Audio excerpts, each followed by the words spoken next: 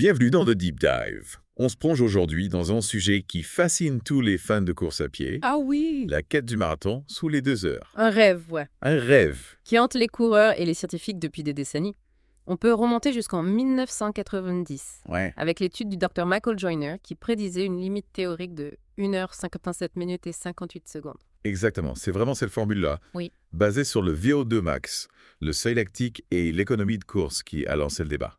Ah, ça a vraiment Ouais. ouvert la porte à beaucoup de discussions. Mais atteindre ce temps mythique en conditions réelles de course, Oui, c'est une autre histoire. tout à fait.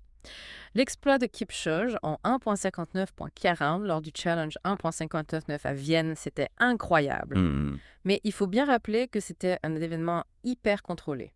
Oui. Aujourd'hui, on va se pencher sur la probabilité de voir ce record tomber dans une course officielle et tous les facteurs qui entrent en jeu. Alors pour commencer, impossible de ne pas parler des tentatives de Kipchoge. Bien sûr. Le projet Breaking Do à Monza en 2017 où il termine en 2.0.25. Puis le 1.59 Challenge à Vienne en 2019. C'était fascinant de voir l'évolution entre les deux. Absolument. Entre ces deux tentatives, on a vu une progression impressionnante, notamment au niveau des chaussures. Oui. On est passé de la Vaporfly 4% à la Halfly, des modèles conçus pour optimiser l'économie de course. Et ce n'est pas tout. Les stratégies de pacing ont aussi été affinées avec la fameuse formation en vie inversée, Oui. des meneurs d'allure le guidage laser, et même l'apport en glucides géré au millimètre près grâce à Morton. Tout était calculé. Le parcours lui-même a été optimisé avec moins de virages, un terrain plus plat pour favoriser la performance. Oui. On voit vraiment l'impact de la science et de la technologie dans ces projets. Et puis il y a eu l'ascension fulgurante de Kelvin Kiptum. Ah oui! Ce jeune coureur kenyan a explosé sur la scène internationale. Une vraie révélation. Des débuts fracassants suivis de victoires consécutives à Londres et Chicago. Et puis ce nouveau record du monde en 2.01.35, c'était tout simplement époustouflant. Tragiquement, son parcours a été coupé court par un accident de voiture en 2024. Oui. On ne peut que s'interroger sur ce qu'il avait pu accomplir s'il avait poursuivi sa carrière. Une perte immense pour le monde de l'athlétisme. Ouais. Mais même si sa carrière a été brève, Kiptum nous laisse un héritage précieux. C'est vrai. Son entraînement à très haut kilométrage atteignant les 300 km par semaine sans se blesser, ça force le respect. Et son style de course très agressif avec des splits négatifs importants témoigne d'une force mentale et d'une confiance en soi, hors du commun. Alors, est-ce que le marathon sous les 2 heures est envisageable en 2025? Il y a 6 courses qui pourraient potentiellement accueillir cet exploit. Oui.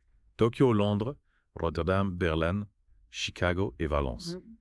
Mais est-ce que les conditions sont réunies? C'est la grande question. Il faut prendre en compte les conditions météo, la difficulté de trouver des meneurs d'allure capables de tenir la cadence. Et bien sûr, la capacité d'un coureur à se lancer dans un tel défi, mentalement et physiquement.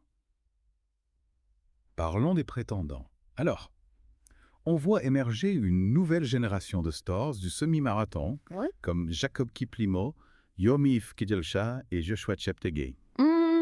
Pourrait-il être les prochains à s'attaquer à la barrière mythique des 2 heures? Ce sont des athlètes exceptionnels, ça ne fait aucun doute. Ouais. Il ne faut pas oublier non plus des marathoniens confirmés comme Solomon Barega, Bashir Abdi et John Collier.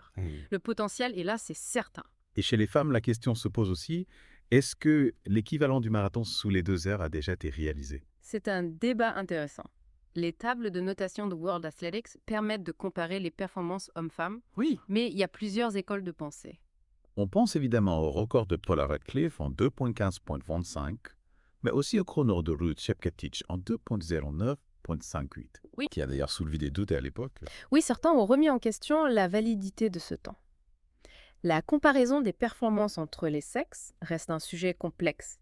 C'est vrai, il y a encore beaucoup de questions en suspens, mais au-delà de la simple comparaison des temps, ce qui est fascinant dans cette quête du marathon sous les 2 heures, c'est l'analyse des facteurs qui pourraient la rendre possible, voire la banaliser un jour.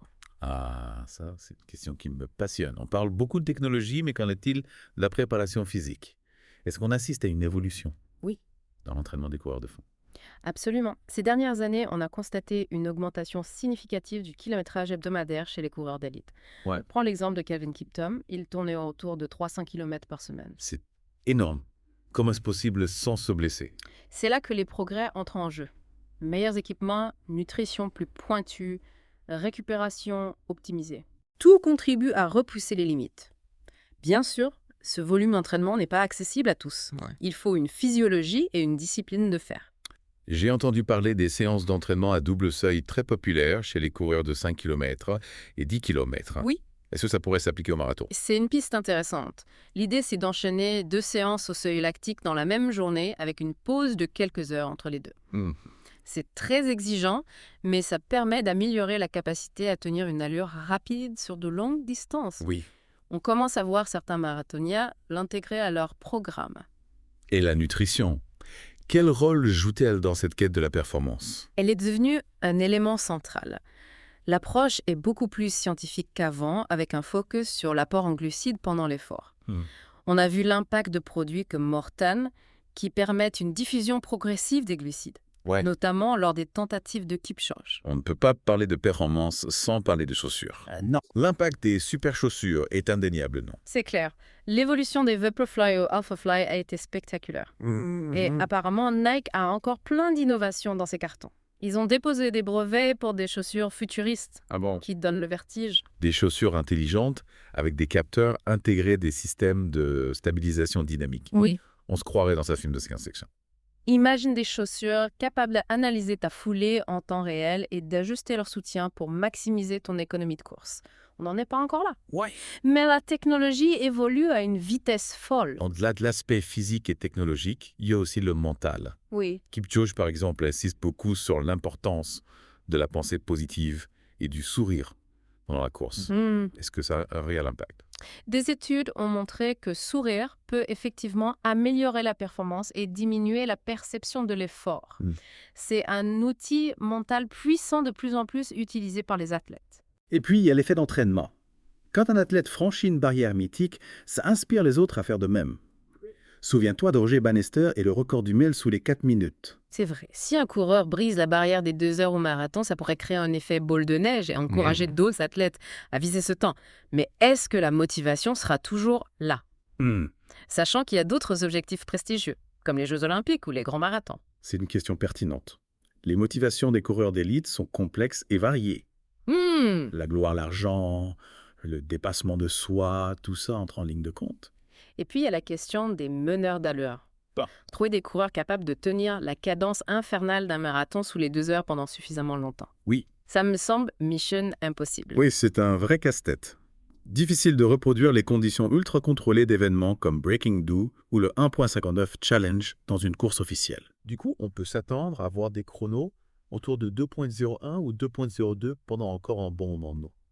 À moins qu'une innovation technologique majeure ou une nouvelle méthode d'entraînement révolutionnaire ne vienne tout chambouler. En tout cas, l'exploit de Kipchoge en 2019 nous rappelle à quel point ce chrono est exceptionnel. Oui, Même s'il n'a pas été réalisé dans des conditions de course officielles.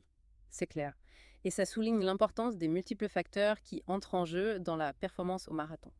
La physiologie, la technologie, la psychologie. C'est un puzzle complexe et fascinant. Parlons maintenant des lieux où un marathon sous les 2 heures pourrait avoir lieu. On a identifié 6 courses potentielles. Tokyo, Londres, Rotterdam, Berlin, Chicago et Valence. Qu'est-ce qui les rend si spéciales? Ce sont des courses qui ont la réputation d'avoir des parcours rapides et plats et qui attirent les meilleurs coureurs du monde.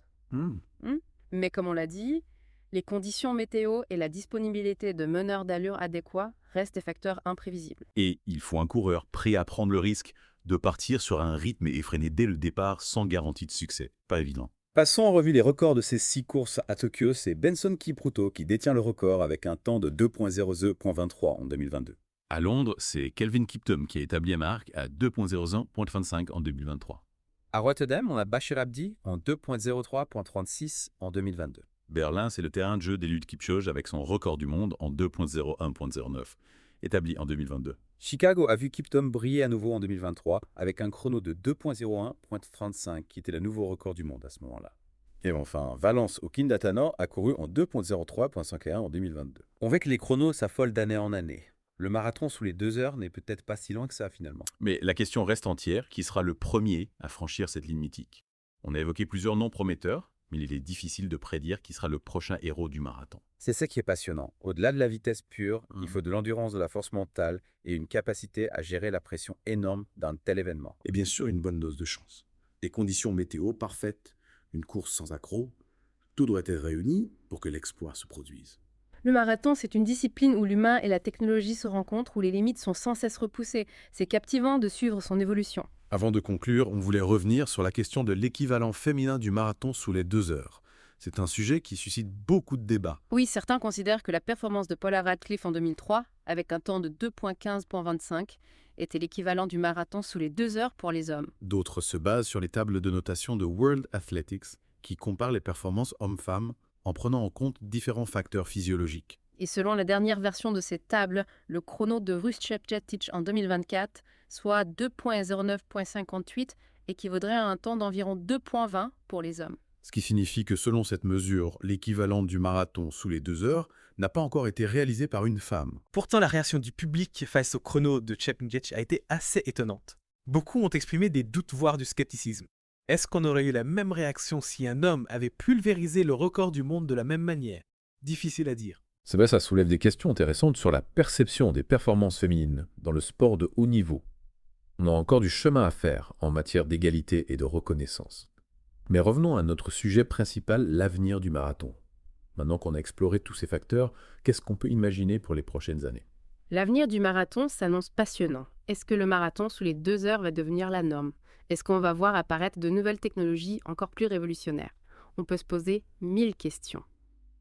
Personnellement, je suis fasciné par l'évolution des stratégies d'entraînement. On a parlé du double seuil du kilométrage élevé. Mais est-ce qu'il y a d'autres pistes à explorer? La science du sport est en constante évolution. On pourrait imaginer des méthodes d'entraînement encore plus personnalisées, basées sur l'analyse des données biométriques de chaque coureur. L'intelligence artificielle pourrait jouer un rôle important dans l'optimisation des programmes d'entraînement. Et du côté des chaussures, est-ce qu'on peut s'attendre à des innovations encore plus folles? On a déjà l'impression d'être au-delà du possible. Je pense qu'on n'a encore rien vu. Des chaussures qui s'adaptent au terrain en temps réel, qui analysent la foulée et corrigent les imperfections. Les possibilités sont infinies. Mais attention, il ne faut pas que la technologie prenne le dessus sur l'humain. L'essence du marathon, c'est le dépassement de soi, la force mentale, la capacité à repousser ses limites. Tout à fait. C'est ce qui rend ce sport si inspirant. Et si le marathon sous les 2 heures devient monnaie courante, est-ce que l'objectif ultime ne sera pas de viser un autre palier encore plus inimaginable aujourd'hui? C'est possible. L'humain a toujours cherché à repousser ses limites. On pourrait imaginer des marathons sur des terrains extrêmes, des courses en altitude. Qui sait ce que l'avenir nous réserve? En tout cas, une chose est sûre, le marathon continuera de nous fasciner, de nous faire rêver et de nous pousser à donner le meilleur de nous-mêmes. C'est une discipline qui incarne la quête de l'excellence, la persévérance, le dépassement de soi. Et ça, ce sont des valeurs universelles qui ne se démoderont jamais. Merci beaucoup pour cette plongée fascinante dans le monde du marathon. On espère que vous avez apprécié ce deep dive et qu'il vous a donné envie d'en savoir plus sur cet univers passionnant. À bientôt pour de nouvelles explorations.